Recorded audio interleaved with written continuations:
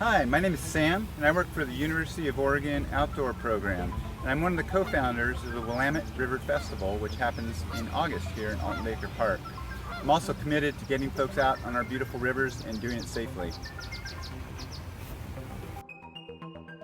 This route involves paddling up the Canoe Canal and down the Willamette River, making an entire loop.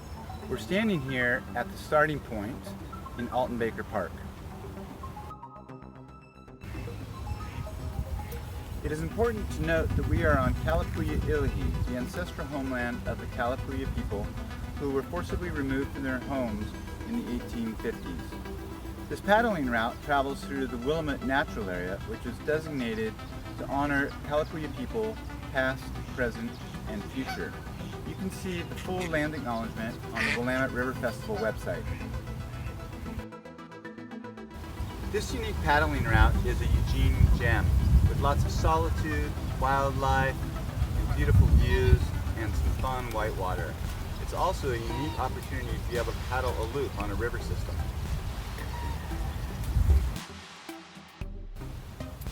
We will cover some best practices for paddling in this type of environment, and also cover some specific requirements if you're doing this route for the PaddleCross race as part of the Willamette River Festival.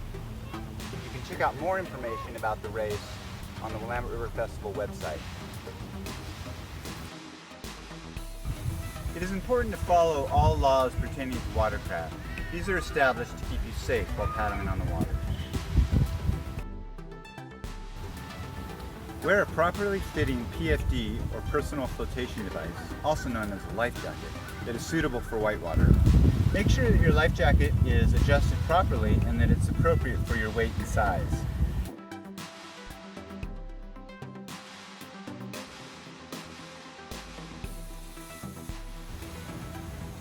It's also required by law to carry an audible device on each boat, such as a whistle.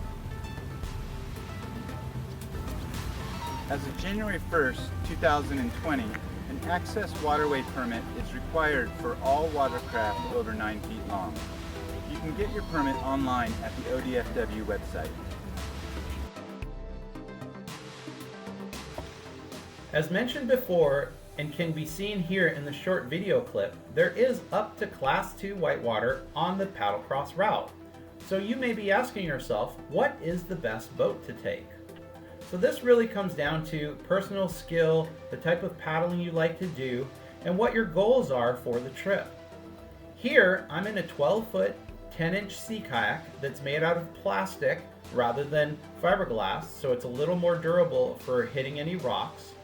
It's long enough that I have the speed to get up the Canoe Canal against the current, but short enough that it has the maneuverability to work around the rapids. A canoe can also be a great option. The only thing to consider is that you need some type of flotation, and it's best if the hull is made out of a plastic material like Royalex. Whitewater kayaks made out of plastic are also great options, especially for the downriver section.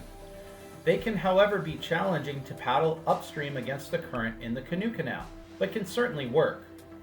Plastic sit-on top kayaks are a fantastic way to get out. They take less skill and have a lower risk factor than a sit-inside kayak, but they're fast enough and made out of plastic, so can definitely work. Plastic sea kayaks can also work, and they have plenty of speed to get up the Canoe Canal, although their longer length and less rocker make them less maneuverable.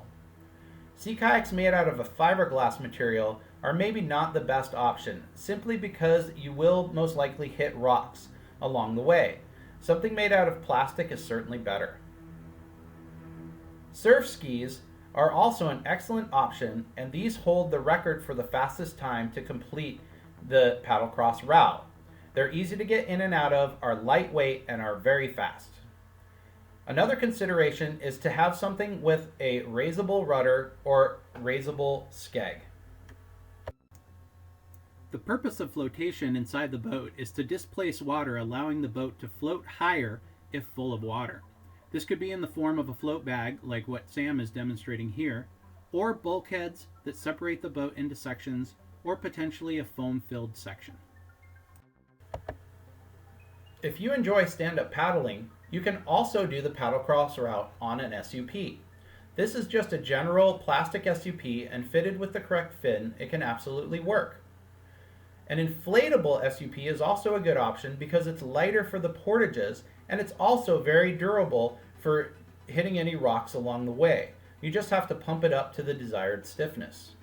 A touring SUP is also a good option because it has a lot more speed for getting up the canal. It's just a little more challenging for the way down. Also consider what type of a material it's made out of. Also, considering the shallow section of the PaddleCross route, a short fin with a long rake is a better option.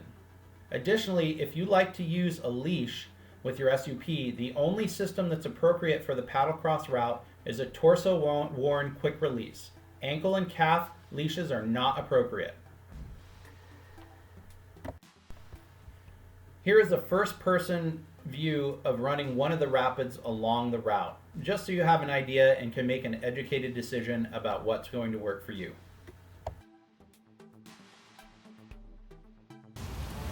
We recommend that each paddler consider carrying a spare paddle in case you lose your main paddle or it breaks along the route.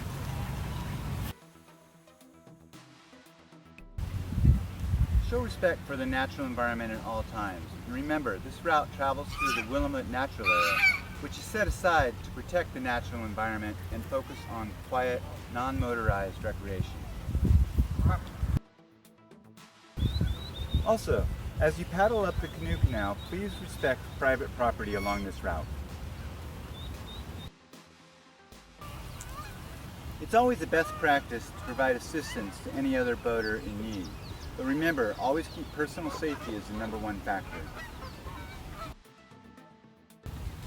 Keep in mind that part of this route is in real whitewater and foot entrapments are a real hazard.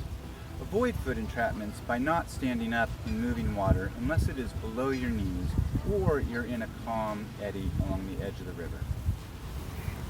If you are doing this as part of the Willamette River Festival, please watch the PaddleCross route video on the festival website. This shows the exact route the racers are required to follow for the race. If you have any questions around safety or the requirements for this stretch of river, please don't hesitate to contact us. Thanks for watching and enjoy this hidden gem of our city.